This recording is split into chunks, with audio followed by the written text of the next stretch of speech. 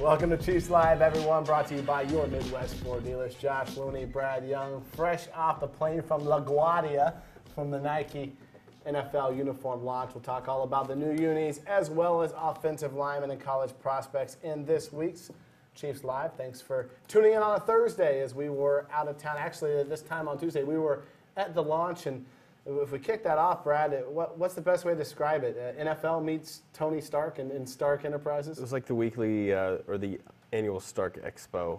It was actually really cool. It was really strange to see, as you'll see when we start rolling footage and highlights and stuff later. There was one player who represented every one of the 32 teams in the NFL that at one moment came out and they posed in the new jerseys and all this stuff. And it was really strange just to see like Brian Urlacher and Wes Welker, and there's Ben Roethlisberger, and there's Dwayne Bowe and Ray Rice, all just kind of walking out, just kind of modeling. It was really cool, but it's much better to see how it works in a player when they run and hear the players' perspectives about it, because at the end of the day, they're the ones that's going to be wearing the jerseys. And they had really unique insights that we'll catch up with later about what they looked for in a jersey. It's not just what looks cool. There's some tangible things, like can you get torn down easily from it? Can you run faster? So yeah, we'll take a look. The big changes with the Chiefs, the numbers go from the side of the sleeve to the top of the shoulder. It really makes those stripes look a little bolder. They're moved up as well on those jerseys. But the technology is really what has completely been overhauled with these new uniforms. Really, when you look at the new uniforms across the league, there's a lot of minor changes, like the Chiefs with the numbers. The San Diego Chargers added some white to their collar. Buffalo did the same thing. You can see Dwayne Bowe right there. Really, the only team to completely overhaul their uniform was the Seattle Seahawks. They were kind of flagship example, that completely different, overhauled it from design to feel to look, the whole 9 yards. They even had a dedication to the 12th man in there. And then you even had teams that almost refused the technology, like the Green Bay Packers, just basically kept their jersey from Reebok almost the same with Nike. They didn't even have some of the changes the Chiefs have made to the fit and the material. But you see Pittsburgh obviously stayed the same. Some Saints, you got some different things to the collar there. The Eagles largely stayed the same as well with Mike Vick, but each of these players, they were glowing about these new uniforms and the fact that they're wearing these things and how much different they feel and the fit and the actual fabric is as well. But Nike there was such build-up for this event, even to the day that Brad and I got there. We get off this media bus, and we get hoarded into this media room that's nothing but black cement walls around you. And they're like, in 15 minutes, we'll be escorting you into the next room. And then they escort us into this long hallway, and keep in mind, Brad, it's Steiner Studios, so this is, you know more about me, but it's a big production studio, tons of movies. They film movies and TV shows, like HBO's Boardwalk Empire is one of the movies, one of the TV shows that they were filming, like Spider-Man. Like, they had tons of stuff that they shoot there. It's basically the largest production studio outside of Los Angeles. So we basically had two huge stage, like they're basically like airplane hangars. Right, so they keep putting us through these studios, but it's blacked out walls all around, and there's hundreds of media people, maybe thousands of media people there from all the teams, from ESPN, the whole 9 yards. And they say, okay, so they move us into this other room. They're like, in another 15 minutes, you'll be able to start the Nike experience. And we're like, ooh, the experience, okay. So then they open it up, and we walk around the block into another studio, and it's this open area where they have some of the gloves that people have seen with the team logos and some of the other outfits. And there's basically highlights playing all around, but the lights are completely shut off. And then after 30 minutes in there, they allow us to go to this room you're seeing right now, which is essentially an old AstroTurf field with this huge movie screen, and the experience starts. Fog machines, laser light shows, the whole 9 yards. We sit for about an hour through all this presentation before the players finally come out and before they unveil the uniforms. This is another room they opened up afterwards where every team was available on the mannequin. And essentially, we're going to go to that mannequin now. We got to talk with Todd Van Horn, who is one of the lead Nike designers for all 32 teams, but especially the Chiefs. He really focused in on the Chiefs and can tell us all about the new technology, where I know fans kind of look at it and say, well, there's not that many changes to it. There are a ton of changes to it. If you look at it up close, as you'll see here, and Todd Van Horn's I think his official job title is he's the creative director. It says live. Live, losing life. It's the Chiefs Live experience. He's the creative director for football and baseball. Where are the fog machines? He was very Spring very break. passionate about, and you don't really get to see it in the interview, but before we talked to him and after we talked to him, he continued to talk to us about how fired up he was about this project and the Chiefs uniforms and the different stuff that they've done. But pay attention as you watch this, just the different cut on the sides of the jerseys, and especially the pants that adds to the flexibility and all that stuff. Yeah, let's It's go really to Todd cool. Van Horn, hear about the new Chiefs uniforms. Todd Van Horn, one of the lead designers of the new Nike football uniforms, joins us in front of what is now the new Kansas City Chiefs Nike uniform. And Todd, when I look at it, it's completely overhauled, completely revamped from a technology standpoint, yet it upholds the tradition of the Chiefs franchise, of the Hunt family, Lamar Hunt, everything you know about the Chiefs. What went into designing this uniform and mixing those two things together? Oh yeah, well it's a proud moment to actually take that heritage and that history and then bring the innovation side of it new, but maintaining that proud heritage.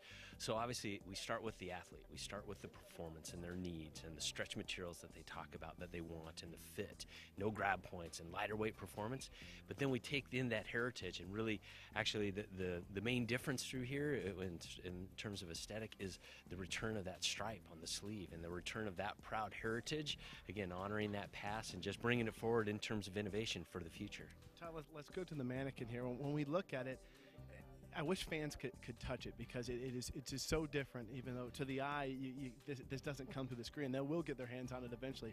But tell us about some of the new technology changes to the jersey itself. Yeah, so probably the first and foremost thing that the athletes tell us, it's lighter weight. And so lighter in weight means they can really have the mobility. The other part of it too is they have they're four-way stretch material. So each material around through here is four-way stretch. So it really fits them tight where they want it to fit tight and really locks down where they want a real lockdown fit. So no grab points from opposing players. Then if you notice too, we have areas of zone ventilation. So you really want some airflow to come in and around the torso and exit out the back through the lower lumbar area. So it's that kind of thermoregulation and that sort of level of detail of performance that brings in to make the complete new Chiefs jersey. Over here, the pant is very interesting to me. You have almost like a mesh where it would stretch for the athlete when they run, when they cut, when they do those types of things. What kind of technology has gone into the pant? Well, it's actually it's a lightweight stretch woven now. So again, lighter in weight. They have their full range of motion. It doesn't absorb water like a traditional knit pant does, so even in wet conditions or sweat, it's going to maintain its fit. And then what you get through the side panel is now you have additional ventilation. So in addition to, as opposed to a traditional knit stripe or two layers of material on through the top of the pant, it's actually incorporated in. So it's a functional detail, but you still get that aesthetic look that, again, completes head to toe in terms of that heritage. How did you get here? The process goes through talking with the teams, talking with the players, and then finding 32 unique individual uniforms for each team. Yeah, it's been an amazing effort and a great team back at the Nike campus. Yeah, we had several rounds in terms of here's the material, here's the developments, here's why we're doing these things, here's your color, here's the prototype, and back and forth with the team on actually what that execution is in the end.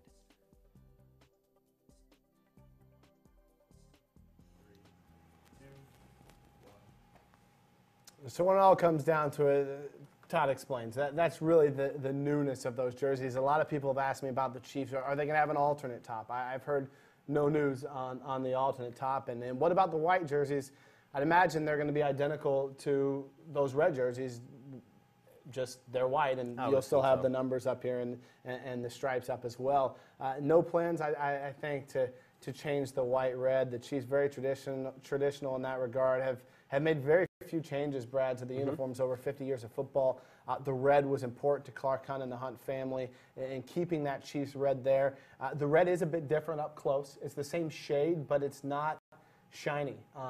It's more of a bold. I think it looks better. It's vibrant. Yeah, you shines you had from the within. gloss a little bit on those Reebok jerseys. It's more of a matte finish. A matte finish, there you go. Yes. The matte finish. We talked to Dwayne Bowe and found out a little bit about what he thought of the jerseys, as well as the GM of Nike's football, Chris Amon. We'll go to that, and then when we come back, we'll also hear from Dwayne Bowe about the Chiefs' offseason. We haven't talked to him. He had the franchise tag placed on him. He's been kind of laying low, but we talked to him everything about Romeo Crennel to the new additions on the Chiefs' offensive side of football. But first, how Dwayne Bowe feels about that new Nike jersey.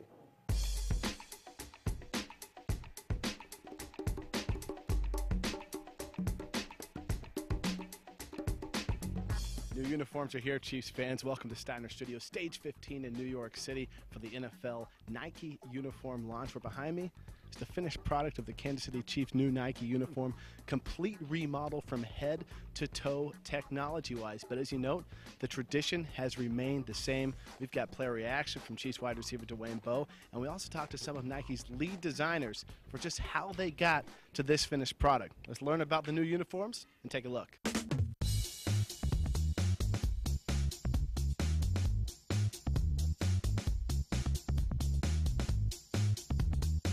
Josh Lee, the Nike NFL uniform launch with Chris Amon, Nike's general manager of football, baseball, and training.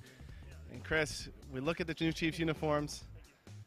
They're different, but they're very tradition-oriented. You've had conversations with the Hunt family, whether it was at owner meetings and putting these uniforms together. Why was that so important to the Hunts? Well, incredibly important. First of all, I think from the Hunt family and the way the Chiefs organization looks at it is there's a celebration of tradition and connection to the community and the fans. And one of the things that they were extremely clear about is they absolutely want the most innovative product for their athletes and their teams to give them a competitive advantage. At the same time, it's really important to celebrate the history of the club, and some of the elements on the jersey are kept very, very specifically as a nod to that history. So our goal was to work with the club ownership and the league to make sure that we preserve and enhance all the things that the Chiefs want to be famous for, and at the same time help the athletes perform better on game day. We found the first guy to wear the new Chiefs Nike uniform is wide receiver Dwayne Bowe. Dwayne, you already got the gloves going. Show us the pose. Well, Nike said that they really sought input from the players on their jerseys. What do you want in a uniform? What works for you? Definitely, I want lightweight. You know, I want it to be durable, be able to last 4 quarters without being drenched in water. You know, I don't want guys to grab me and tackle me about my jersey, so it's fitted for your body. It looks to me that Nike, while changing the technology and making some small changes to the stripes and to the numbers, still kept the tradition of the Chiefs with this jersey. You feel that way? Oh, definitely. You got to keep it family oriented, and it's always been that way with the Chiefs. And you know, it's definitely a change, but it's still going back to the old Chiefs, and that's how we like it.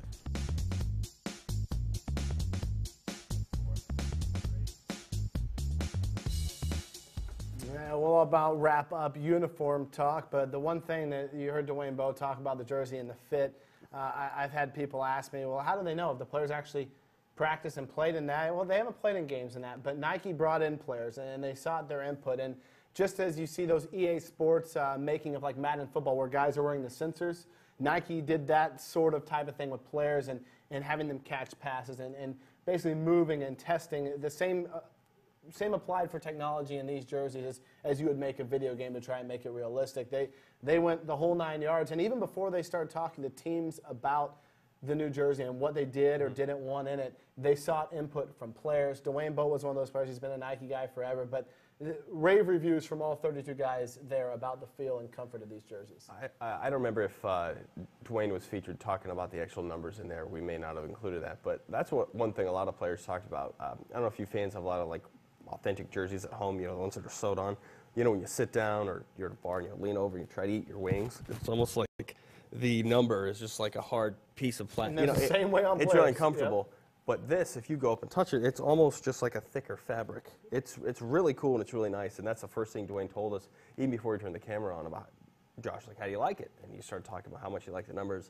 He was more flexible. Then he started talking about how he was going to catch a bunch of touchdown passes, and then we turned the cameras on. Yeah, you said so it's fun. You say thicker fabric, and what he means is the actual, it's almost like one fabric jersey to number, and it just gets a little thicker, the numbers, not like the thick, stitched on, almost nylon numbers you had in the past. That the don't flexibility, move around. and what's really interesting too when you look at it up close, like above the actual jersey, the one thing they kept using was like the keyword like grab points. Like there's less grab points to, you know, grab a guy and drag him down, you know, like those old 1990s tearaway uniform, those, remember those old school jerseys in college football that you could just like grab and they would like break away, like they wouldn't even tuck them in. Guys would like cut them up and do the belly jersey back in the day. Yeah, so it's, there's a lot of interesting technology, and it's going to be very interesting to see, and I'm really pumped to see even the preseason get started or get underway to see what these guys are rocking. And fans will know it come draft day. I believe that's the first time the jerseys will be available. You can buy them at the Chiefs Draft Day headquarters at the team store over that weekend. And of course, we'll have pre-order opportunities available here in the coming weeks. Check KCChiefs.com. A lot of Nike gears already in the team store, including a couple of the hats we have up here. Right And this there. T-shirt I'm wearing. This is actually New Era. Yeah, you got the T-shirt. We got the With a official close-up. draft hat is already for sale here. You got the close-up of Brad's new Nike T-shirt that he did not get from the Nike launch. They didn't give us any freebies. We were a little disappointed. Compliments of Jim Fisher. Jim Fisher, our merch guy Our here. man. To say your man Jim Fisher hooking you up with some of the free Nike gear. But we talked to Dwayne Bowe about more important things than uniforms as well while we had a chance to talk to him in New York. And he talked about Romeo Crennel being named the head coach, and he talked about the franchise tag a little bit, which basically gave a standard answer. I don't even know if we included it on there, but I'll paraphrase it. He said, He said all the right I'm happy to be things. for the Chiefs. Yeah. I'm letting my agent deal with it, yada, yada. But some of the things, we cut up some of his more interesting comments on Coach Crennel and some of the Chiefs' additions through free agency, and here's what he had to say. You've got a new head coach who's really an old head coach in Romeo Crennel. Your thoughts on Romeo taking over this job full time and your excitement to work with them here in 2012? Oh my God, one word, awesome. That guy knows how to handle a team, know how to manage a team, definitely know how to treat the players, know what the players need, and know what to expect out of the players. And having a coach like that for younger guys, it definitely changed the whole outlook on how they play football. You get a coach that walks you step by step through the process instead of just throwing you out there in the water. When you got younger guys, you can't just throw them out there in the water. Romeo coaches, explains, and he wants the best for his players. And since he took the job, the last 3 games under him, guys was playing with so much energy, guys was playing with so much confidence, and guys are so excited for him being back right now. Every day somebody's asking me about him. I'm like, he's a great guy. I can't wait to play a full season under him. You've watched this offseason unfold from afar, and of course you're part of the transactions with the franchise tag, where the team's added Eric Winston, Stanford Routt, Kevin Boss, Brady Quinn, Peyton Hillis. What have you seen? What's been your impression about the free agent activity? I'm loving it, man. I'm loving the help. I'm loving what they're doing. We've been waiting on guys with such status as those. It's only going to bring excitement. It's going to only bring more fans. It's only going to bring more wins. So I'm excited. Even though I have to wait and the franchise and all that stuff, at the end of the day, I know where I'm going to be, and I know what this season holds for the Kansas City Chiefs. Dwayne Bowe on some of the recent additions, and he also made it clear he's excited to be coming back to Kansas City on that franchise deal as his agent and the franchise work towards a long-term deal. Last I checked, none of the franchise players, and I didn't check it except for last week, but had signed a long-term deal with their team. So the Chiefs aren't in any strange position with Dwayne Bowe and the fact that he was given the franchise tag and he hadn't signed a long-term contract, or he hasn't signed his franchise tag either, but he hadn't signed a long-term contract with the team. That's pretty standard at this time of year. And typically, as you know, Brad, just the same thing with draft picks. When you sign guys or you draft guys in April, and all of a sudden May passes, June passes, you're in late July, and it's like clockwork. It's like one day before camp, pop, pop, pop, pop, pop. Here's some of the guys, and you have one straggler or 2 stragglers. It's amazing how those deals all get done right before the season. And these months, there's really no rush for that type of deal. Well, it's tough with the wide receiver market, too, because the big Megatron contract, that's referring to the money he got, not even him as a player. The huge contract that he got in Detroit really, I don't want to say sets the bar for future wide receivers because he's such a unique talent, and the way contracts are structured, it's a lot different. But contracts like that really go into the negotiations of other teams as well. I mean, if I'm Dwayne Bowe, I'm saying, give me what Megatron got plus $1. Why not start there? Because Right, some work team's out going from to there. play that. Right. And if that's the case, and it's not just with wide receivers, it's with anybody, you kind of set your market standard, and then Deshaun Jackson getting that contract and all this kind of stuff. Yeah, it's Stevie Johnson getting a new contract Exactly. too. It's been a really interesting year at the wide receiver positions. You had a lot of elite wide receivers that signed long-term deals, and yes, that plays into negotiation with Dwayne. If you heard I believe it was today or yesterday, Jerry Jones was talking about paying $50.1 million for Brandon Carr, and he said that was retail price.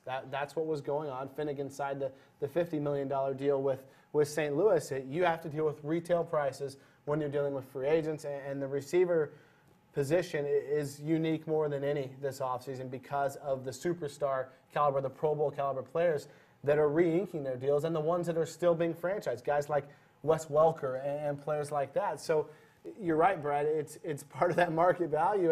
And if you are Dwayne Bowe's party, why wouldn't you start at the top and then you get closer and closer over months and months of negotiation, and then maybe you come with that. And it is interesting, and it'll be interesting to watch. It just takes time. It definitely takes time as the Chiefs also re-signed another player this week, Travis Daniels. It's actually the first official unrestricted in-house free agent this team has re-signed. If you remember, Amon Gordon's coming back to the team, but Amon Gordon signed before free agency started, so technically he was a contract extension. Travis Daniels is the first Chiefs unrestricted free agent to hit the street and re-sign with the team. I think when you look at this transaction, Brad, Travis Daniels has been a key contributor for this team in some package situations.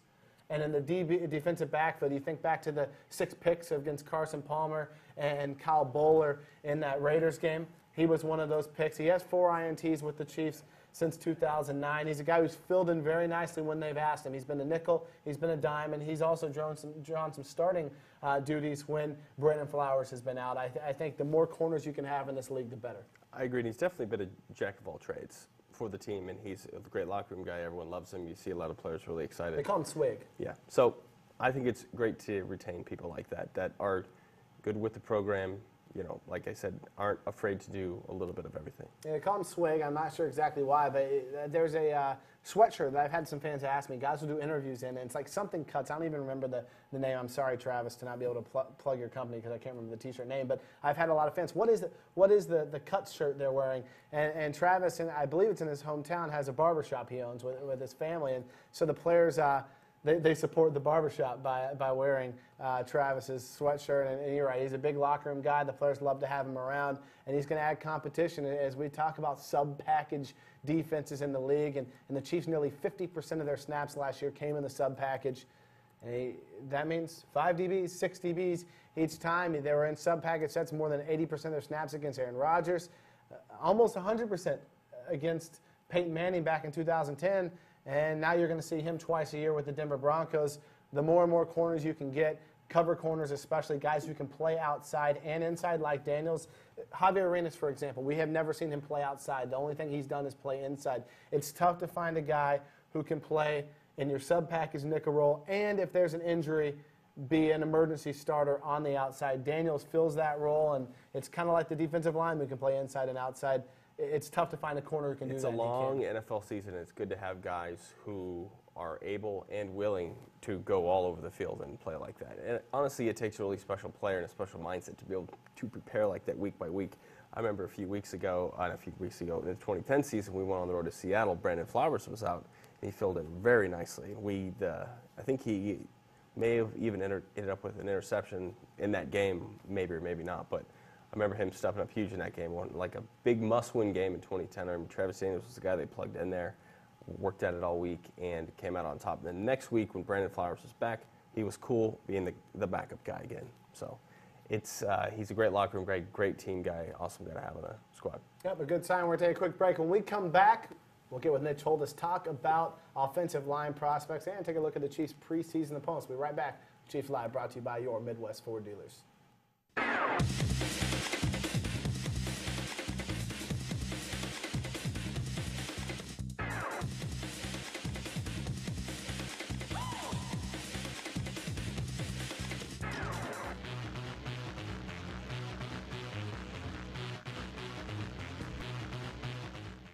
Together, we are music.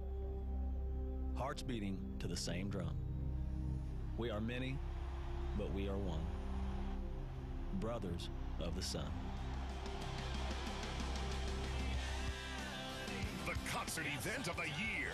Brothers of the Sun Tour. Superstars Kenny Chesney, Tim McGraw. With Grace Potter and the Nocturnals and Jake Owen. Tickets are on sale now. Presented by Corona Light. So I can sit right here and have another beer in Mexico. It's summertime. Sweet summertime.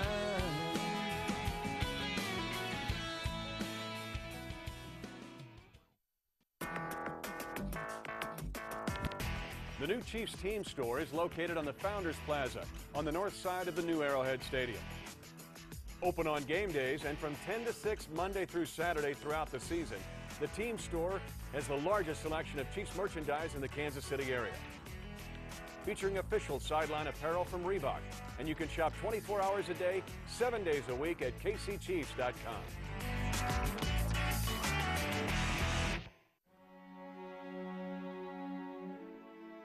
They sacrifice, they protect, they answer the call at all times.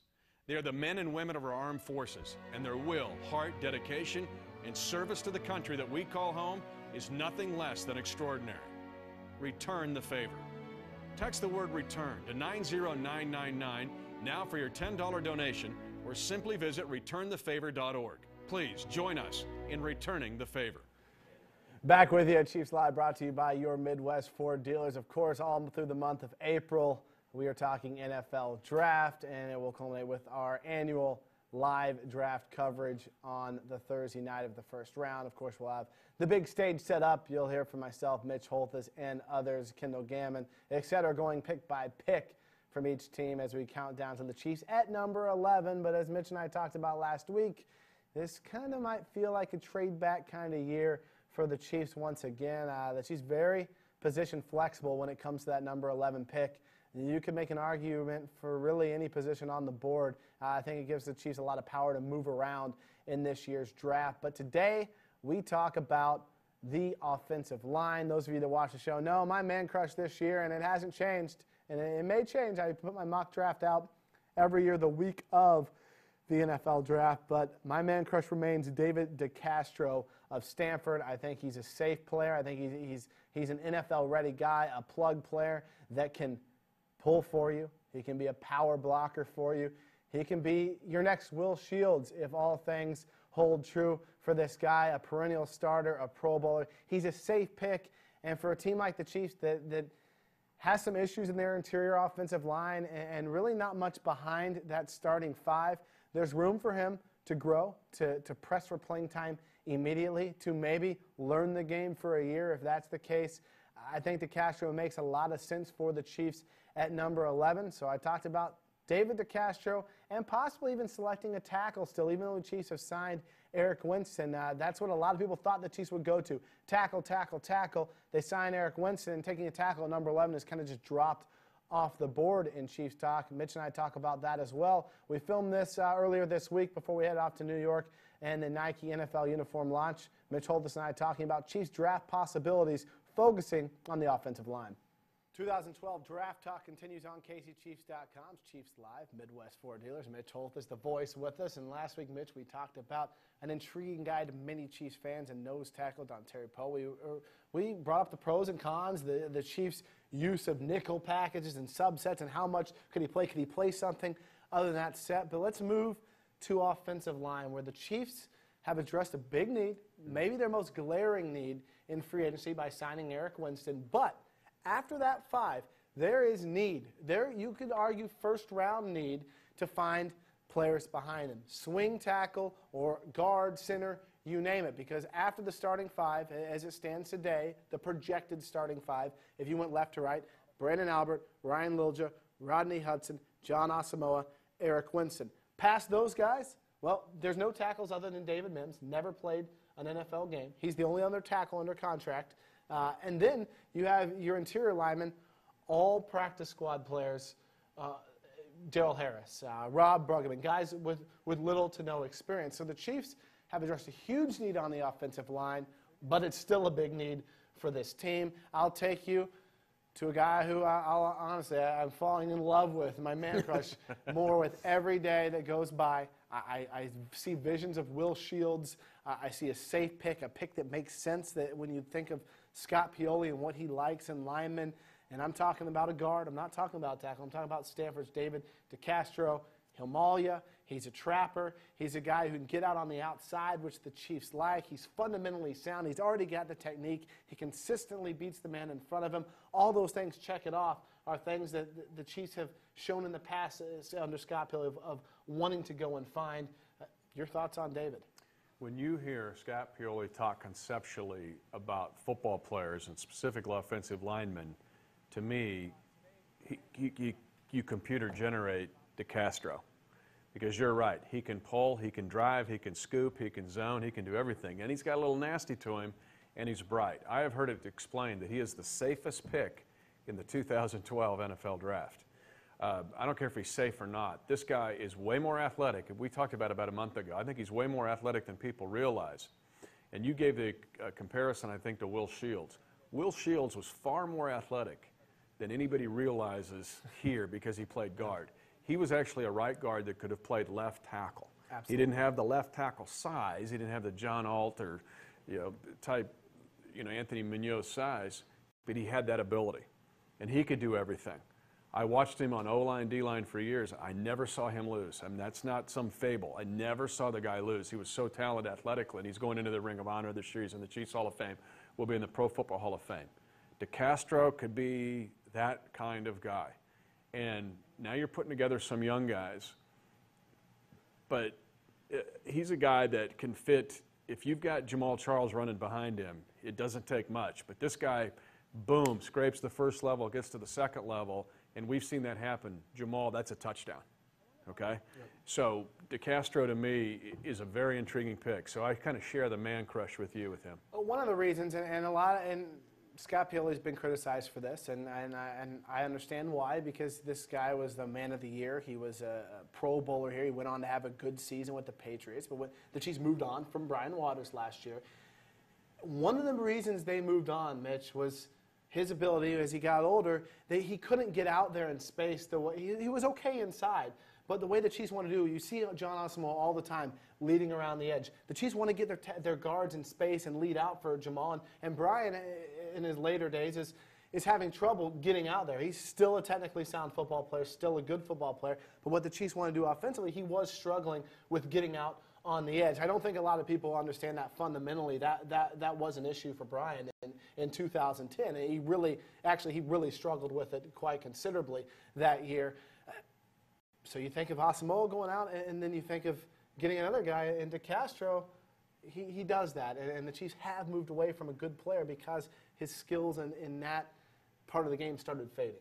Yeah, and you see here, Lilja's got the ability to get out in space and make a block here. This is the play against the Raiders late in the year when Dexter got the big play. But not only pulling from a guard position, here's where Brian Waters really struggled, whether it was 10, 9, 8, 7, 6.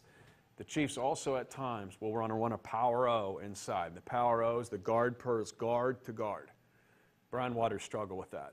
It's a matter of footwork and being athletic, twitchy enough, if you will, where I now pull not only to the outside, I pull to the inside, where the ball side guard drives his guy, the other guard comes in and fills the hole, and then you've got a lead guy going through. Brian Waters could not do that. The Chiefs became one-handed in 2010 and 29 on those plays because he couldn't get over there. All right, so let's go back to DeCastro. DeCastro's athletic enough where he's able to do the guard-to-guard, pull inside, and go outside. He can scoop, he can reach, he can do all those blocks, plus he can zone block, what the Chiefs want to do. They're not going to be exclusively zone, but they're going to want to zone. But there's times you want to power the ball, too, and go guard-to-guard, pull inside, and he can do that. What about the personnel the Chiefs have there? You look, okay, it's a guard. You got Ryan Lilja, who had an up-and-down year last year, but I think was the team's best guard in 2010.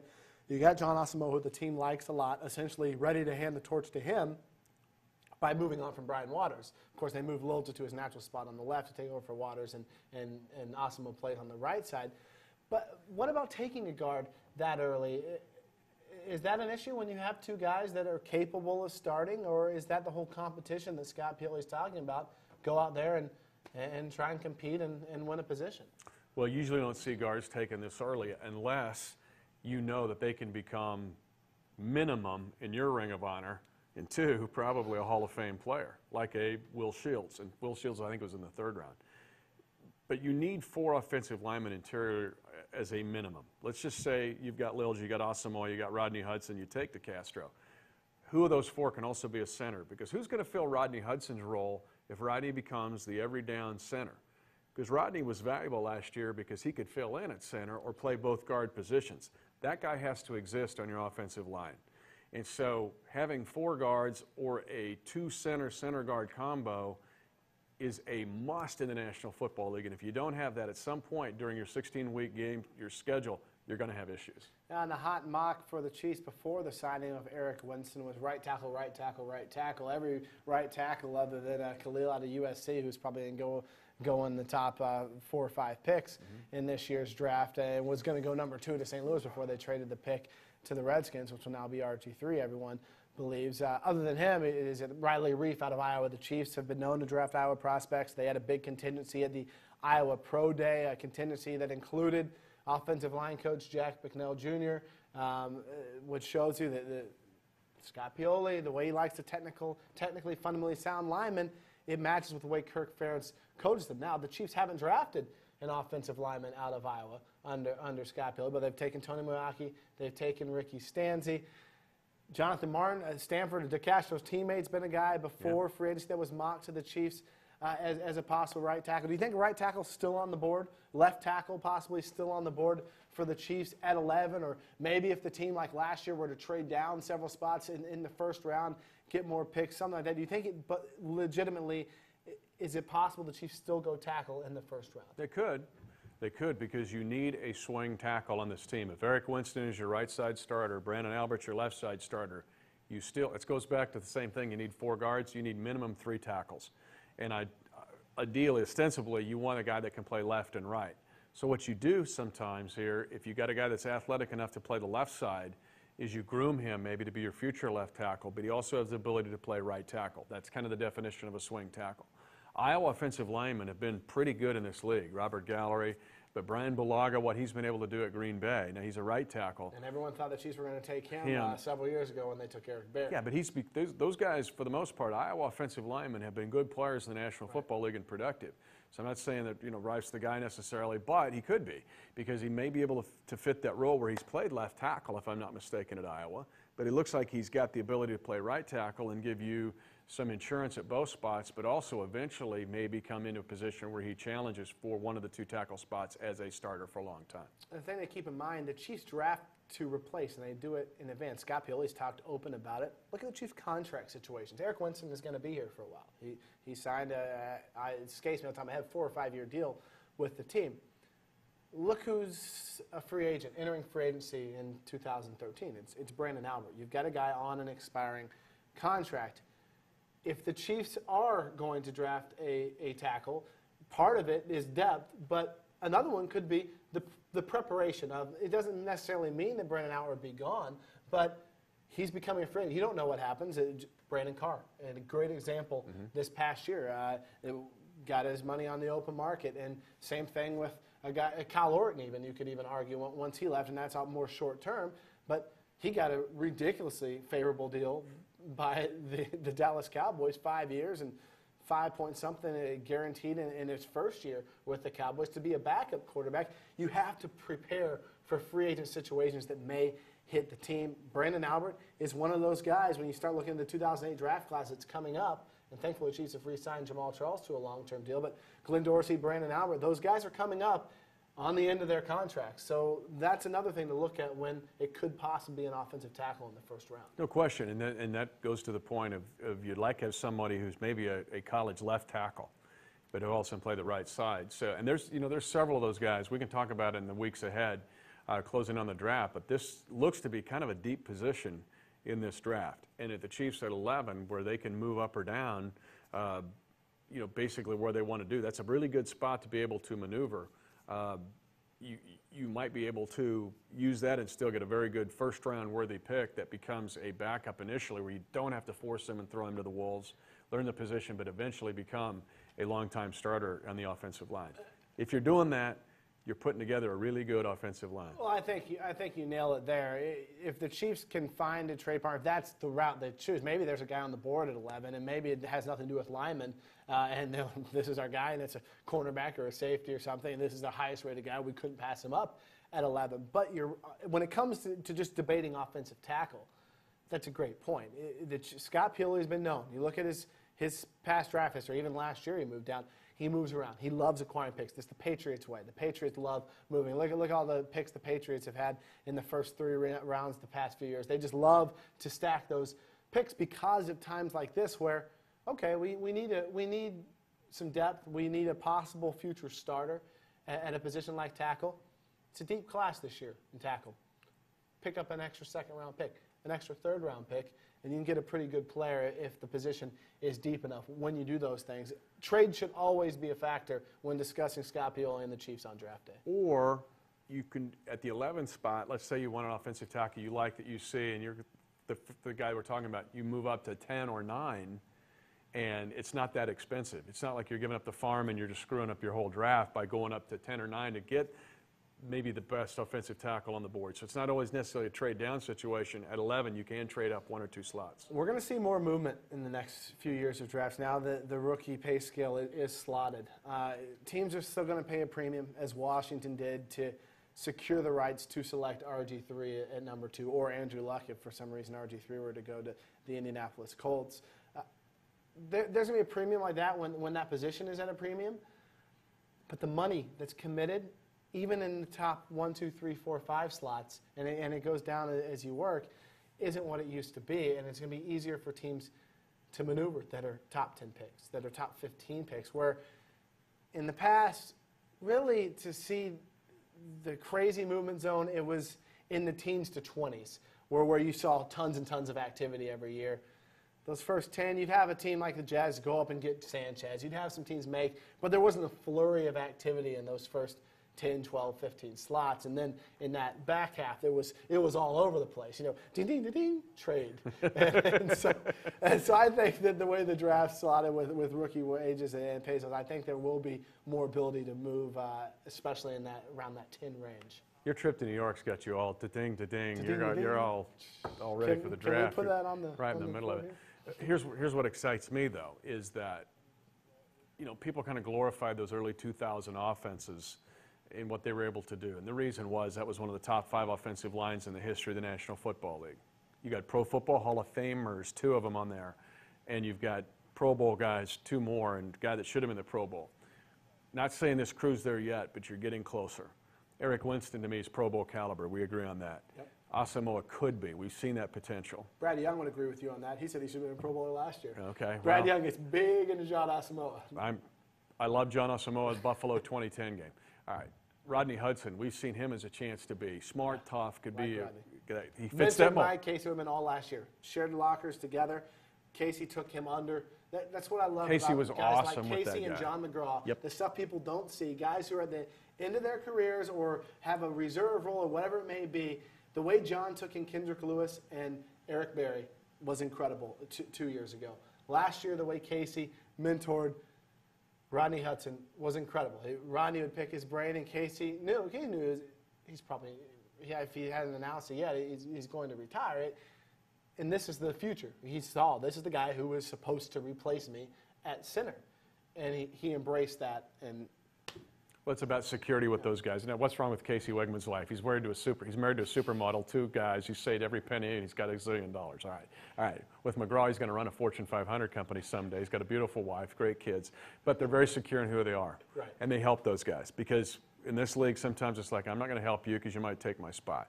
But Rodney Hudson, okay, then you throw in Lilja. If you get a DeCastro or you find that tackle with this pick, now you're putting together an offensive line that at least can be in the discussion with those great offensive lines of the Chiefs' past. Because if you look at the great Chiefs teams, you tell me how many of those teams had poor offensive lines. That answer would be 0. absolutely Nada. 0. We saw kind of the collapse of the Berlin Wall with the Chiefs in the mid to late 2000s when And when it goes, buddy, it is not pretty. It went, and we're still cleaning up out of it. You're starting to see the daylight start, but I mean that rubble is tough to clear when you get old and it collapses. And really, Shields' retirement was you could say it was the final straw. No, that was it. Everything. I'll guarantee. He was the last one holding on to stuff. I've watched enough tape because that's where you really watch the coach's tape, is the offensive line play. That was the final straw. That was the end of it when 68 said that's enough. That was 2006, 2012. Offensive line is still a need for the Chiefs, but will they go with it early in the draft at 11? Maybe they trade down in the first round. That's to be determined. It'll be interesting come draft day.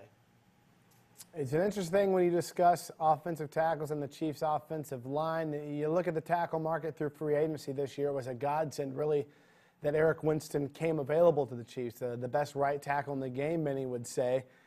comes available to what a lot of Chiefs fans would say the biggest need for this team this offseason. Look at the Eagles and what happened with their left tackle, Jason Peters, and they gave a big 5-year contract to Demetrius Bell, who is a guy who really had been a developmental player, had been flat out awful up until last season when he finally started putting everything together, and he gets a big contract. Very thin market for tackles. I think what you're going to see is a run in the draft on tackles. Whether that run comes early, whether it comes late, there's a lot of good mid-round type of tackles that are available in this draft. And as we know, drafts dictate. Maybe a guy like Zebri Sanders, who was mocked to the Chiefs at 12 several weeks back and has now fallen to maybe a second-round type projection. Maybe the run on tackles makes this guy jump back into the first round. I don't think he's a possibility for the Chiefs at number 11. What I'm getting at is the Chiefs address tackle in the second or third round. It could be this next wave of guys to keep your mind on. Sanders, obviously a teammate of Rodney Hudson at Florida State. In fact, Hudson went in and watched his Senior Bowl workout in person. Hudson lives in Mobile. If you remember, we talked to Rodney and Zebri at the Senior Bowl tour. Our best of friends. Zebri's a guy with excellent size, long arms. They say he has meat hooks for hands. I love draft talk and what you put, he needs some more nails and some more glass in his diet. It means he needs to toughen up, right? Well, this guy has meat hooks for hands. He's composed, he's confident. This is a guy who's a smart player. He's versatile, has experience playing both right and left tackle. Obviously, the size is there to be a tackle, 6'5", almost 6'6", 320, long arms, 35 inches. But when you look at him, and you see him, he's probably a little underdeveloped in his size. So he's a guy that may not be ready to be an every down player in this league until 2013. And look at the Chiefs' needs. And you heard I mentioned that Brandon Albert is going to be on a contract year. It's going to be up after the 2012 season. What did the Chiefs do there? They're going to need to have some guys behind their starting line. Right now, the only tackle behind Brandon Albert and Eric Winston is David Mims. Raw prospect, a guy who the Chiefs like a lot, but you just don't know about him. He's never played an NFL snap. He has not played his first NFL snap. He was a flyer, if you'd say, an undrafted free agent, showed some stuff last preseason, found his way on the practice squad, and then elevated to the 53-man roster. That's it. That's the only thing at tackle the Chiefs have right now behind Winston and behind Albert. And there's not a lot of help there through free agency. You might be able to get a patch guy depending on what happens in the draft, and maybe a 1-year or 2-year stopgap type of guy, a guy like a Ryan O'Callahan, what he played for the Chiefs over the last few years, a guy who can maybe be a swing tackle, a third tackle. But I think with the Chiefs and the way this offensive line's going, draft and develop. So if it doesn't happen at 11, who are the guys that it could be in the second, third, fourth rounds? I would be floored if the Chiefs don't use a pick in the first 4 rounds on an offensive tackle. Absolutely floored. Just the way that this roster is constructed. Who is it going to be? It could be Riley Reiff. It could be the guy at number 11 there. They could pick DeCastro at 11. But Khalil will be gone. But what if it's not at 11?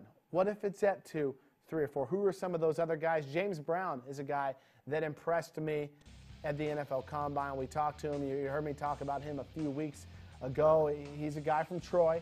A lot of people feel is right up there once you get past the Mike Adams, past Riley, past Matt Khalil, is kind of the best of the rest on that second wave of players. He started out at Southwest Mississippi Community College before he went on to start 48 games over his college career at Troy. He's a thick guy with long arms. He has big hands. He's got those hands of jolt. When you watch him, you see the jolt in the hands that this guy will bring. He plays with leverage, good balance. They say he's fiery, the makeup. He responds to a challenge, which is what you want in that third tackle, in that swing tackle, because if that's the role you're going to play and you're a rookie, you better have the mindset to respond to a challenge, because when you're getting on the field, if you're the number 3 guy behind Albert and behind Winston, it's probably because there's an injury that happened. And that's why you're going to be on the field. So you better be able to respond to a challenge. Mental makeup is important. The readiness, maybe a guy who isn't quite there, but mentally they have to be ready. The downsides in James Brown, he lacks the ideal height. He's only about 6'3", so you look at Zebre Sanders, he's 6'5", 6'6". James Brown goes about 6'3", 307, a little bit smaller. They say he's a little bit raw on his technique and footwork. Doesn't always bring his feet with his body when he heads outside, so sometimes he can be beat around the edge in pass protection. But he is a good prospect who could be on the board for the Chiefs, whether it's the second or third round. James Brown out of Troy, a guy that interests me, and I think Chiefs fans should lock their eyes on. Another pair of players, one who we talk about from Iowa State in Kelechi Osemele. We talked to him at the Senior Bowl. This is a guy who's versatile. You want to talk about position versatility. Kelechi Osemele from Iowa State, he plays guard, he plays tackle. He was a starting left tackle for the Iowa State Cyclones, but a lot of folks project him as a guard at the NFL level. Well, if it's a guy who can play tackle, a guy who can play guard, and if he drops down and falls into that second or third round, a lot of people have him maybe in the back end of the first round. I think it depends on how the slots go and what kind of run we see on tackles. But Kelechi is a guy, 6'5.5", 333. He's got the size to play tackle in the NFL. He's definitely got they say he struggles in space. He's kind of an ISO player, which would make him a good fit as a guard.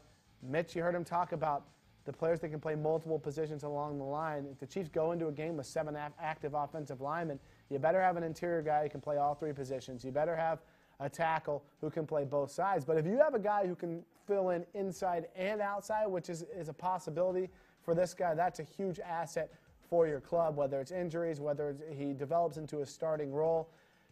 Keep in mind what the Chiefs did with Rodney Hudson. You find an offensive lineman in the second round. You groom him for 1 year, and you expect him to become a starter. Look at John Asamoah in the third round a few years ago. You groom him for 1 year.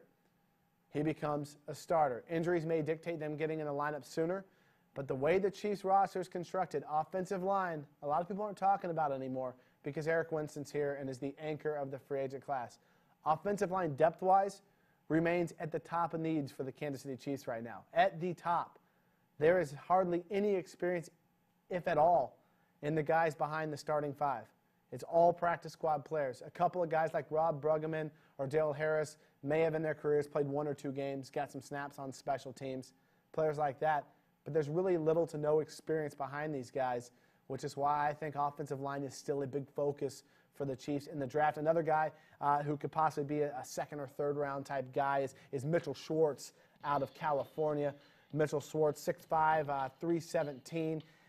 He's big, tough, intelligent, dependable. They call him kind of a bump and steer college left tackle. He doesn't have all the athleticism, but he can get in there and he'll bump you and he'll steer you outside of that pocket and he'll keep you off of the quarterback. So he doesn't have the elite athleticism as some of these guys do to be the Matt Khalils of this draft. But he could develop and be a very capable offensive tackle in this league. His brother, Jeff, a guard for the Panthers, and I think Jeff actually signed with the Lions this offseason. I have to go back and look. He was a free agent, and I believe his brother, Jeff, drew some interest from the Chiefs in free agency as well, which who knows, maybe they're trying to bring him in to pluck a little bit about Mitchell and what he thought about him. Started 51 games for the Cal Bears, all 51 games of career, so he's a dependable guy. Durability is a bit of a concern, though. He has a history of back issues. However, he started 51 games, all 51 he played in college, so he's tough. He's battled through those back injuries. He can short pull, which is important for the Chiefs. You can get him out. That's what he did at Cal. He can get out on the edge and be a pulling type of tackle. So Mitchell Schwartz is a guy who could possibly be on the board for the Chiefs as well. Look at the Chiefs draft. Offensive line still a big part of this draft strategy. Next week, we're going to continue with our draft series. We'll stay on the offensive side of the football, continue things up on there. I don't think we'll spend much time on tight end, but I want to look at running back, mid-round running backs. Who's going to be in there to pair with Peyton Hillis, with Dexter McCluster, with Jamal Charles? The Chiefs haven't re-signed Jackie Battle. There's still room in the backfield to add another player. Is it going to come in the draft? Does it come through college free agency? And what about wide receiver? A lot of people don't talk about wide receiver. How about a slot receiver? a guy who can be that number 4 guy. The Chiefs brought in Jericho Kotcher. He left without a contract on a visit several weeks ago. The Chiefs need a dependable player who can step up if something were to happen to Breastwin, Bow, or Baldwin, but more specifically, a guy who can play in the slot. Think of last year. Steve Breaston played outside a lot. Jonathan Baldwin ended up playing in the slot when he came back. Who are your slot receivers, though, for the most part? It was either Kerry Colbert, who was cut midseason when Baldwin came back, or Jeremy Urban, who was on and off the active roster last season on game day. He was always part of the 53-man, but he was either inactive or he wasn't. The Chiefs have a need there for a 4th receiver. Terrence Copper, a great reserve receiver, solid special teams player. He's a guy who plays outside. Remember back when Dwayne Bowe was benched for the first series of, I believe it was the Oakland game, or it might have been the Denver game last year. It was late in the year. He missed a meeting.